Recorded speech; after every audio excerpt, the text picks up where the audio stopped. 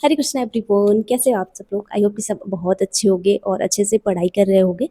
Something 9.5 महीने हो गए हैं मुझे, मैंने अभी तक कोई भी लॉन्ग वीडियो पोस्ट नहीं करा है। सो मैंने सोचा कि आज जो है वो आपसे थोड़ी बातें कर लिया जाए, क्योंकि मैं भी बहुत बिजी थी और आपकी भी पढ़ाई चल रही होगी ऑफ कोर्स, तो आप भी बहुत बिजी रहे होंगे। सो लेट्स टॉक, कुछ बातें करते हैं। जोधपुर से आने के बाद मुझे रियलाइज़ हुआ कि मेरे 9.5 महीने कैसे बीते हॉस्टल में, मुझे बिल्कुल भी पता नहीं चला। क्योंकि वही अपना स्टडी करना, वही लाइब्रेरी जाना, वही रूटीन फॉलो करना डेली, वही चल रहा था।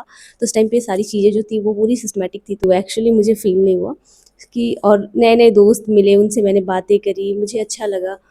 और सडनली जब मुझे अच्छे दोस्त बनने लगे और पता चला नहीं, अब तो मुझे जाना है। सो मैं आ चुकी हूँ जोधपुर से घर, और घर आने के बाद मैंने 4 से 5 दिन समथिंग अपने घर पे बिताए, क्योंकि 9.5 महीने वहाँ रहने के बाद मैं मम्मी पापा को बहुत मिस करती थी और उनके साथ मैंने थोड़ा सा भी अच्छे से टाइम स्पेंड नहीं किया था। अपने 12th के बाद मैं मोस्टली घर से बाहर ही रही हूँ, तो मुझे बिल्कुल भी टाइम नहीं मिला है कि मैं उनके साथ टाइम स्पेंड करूँ। सो मैंने सोचा कुछ दिन उनके साथ रह लिया जाए। एंड फाइनली आज ये मेरा जो आपको बैकग्राउंड दिख रहा होगा वो कुछ नया दिख रहा होगा। हाँ, अभी मैंने शिफ्ट किया है नए वाले घर में, तो यहाँ पे सारी चीज़ें इतनी सिस्टमेटिक तो नहीं है, अभी इनको बनाने में बहुत टाइम लगेगा, बट हाँ, हम धीरे धीरे अरेंज करें। एंड आज ये शिफ्ट हुए हैं हम। एंड अभी से मैं अपना स्टडी जो है वो कंटिन्यू करूँगी यहाँ पे प्रॉपर तरीके। मैंने सोचा था कि मैं लाइब्रेरी ज्वाइन करूँगी, बट अभी रूम में है कोई नहीं, बस मैं हूँ।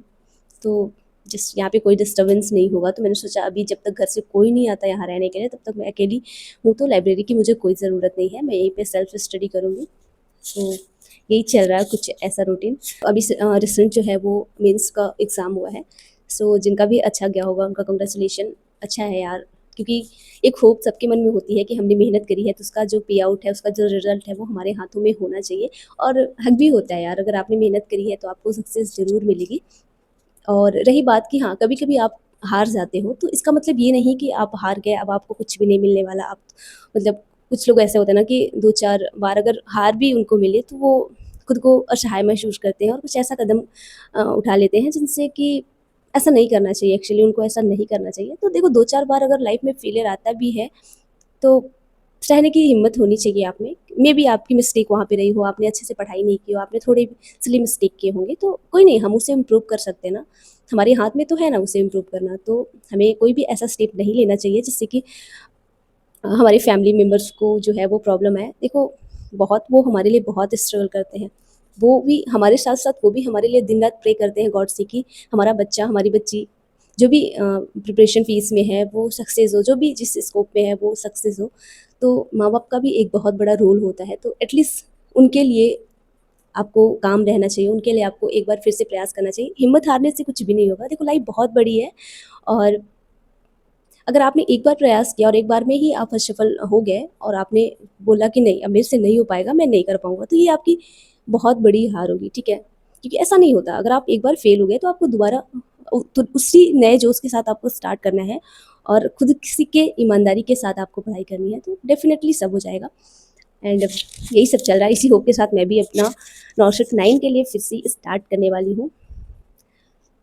लाइक ये नॉर्शट 8 और 9 के बीच जो मेरे अंदर थोड़ी सी चेंजेस मैंने ले आए, क्योंकि कुछ लोग हैं जो आपके आगे पीछे नहीं देखते, बस उनको लगता है कि रिजल्ट क्यों नहीं आया। भाई, रिजल्ट नहीं आया, हमने अपना प्रयास किया, हमने अपना पूरा एफर्ट लगाया, लेकिन उसके बाद भी अगर रिजल्ट नहीं आता, तो मे बी हमारी कुछ मिस्टेक हो, या फिर मे बी हमारे गॉड, हमारी किस्मत कुछ और अलग चाहती हो। तो हम फिर से प्रयास करेंगे, हम फिर से मेहनत करेंगे।